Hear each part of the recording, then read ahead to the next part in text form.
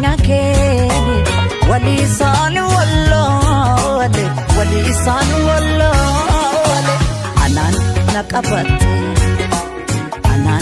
qabatte maaf anaan na miidha beekta anatu silaa jiru keef jiraata anaan na qabatte maaf anaan na miidha beekta anatu silaa jiru keef jiraata kanan gaabu kana arsuu awwaalama dhabduun ta'e wayyoo kanan gaabu kana arsuu bifuun tokkoon diimee kan du'e kanan gaabu kana arsuu awwaalama dhabduun ta'e kanan gaabu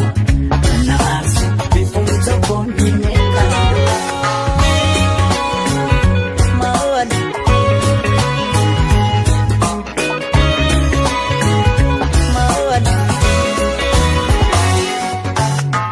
Sidinku maqaa keetinan bira faana gargar ba'ee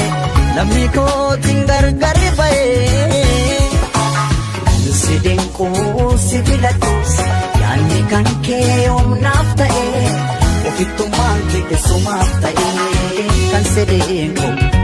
sedinku awwaalama dhabduun ta'ee kanan gaabu kana aarsu bifuun tokko himee kan du'e. Bifuun tokko himee kan du'e kanan gaabu kana arsuu awwaalama dhabduun ta'e wayyoo kanan gaabu kana arsuu bifuun tokko himee kan du'e kanan gaabu kana arsuu awwaalama dhabduun ta'e kanan gaabu kana arsuu bifuun tokko himee kan du'e gaarummaa kee kanatu. Ammina kee kanatu erga yoom ifa naaf ta'a bifa tokkoon qofa maaloo an meeqan siif du'a bifa tokkoon qofa maaloo an meeqan siif du'a bifa tokkoon qofa maaloo an meeqan siif du'a bifa tokkoon qofa wayyoo. An meeqan siif du'a otoo naaf milkaa'e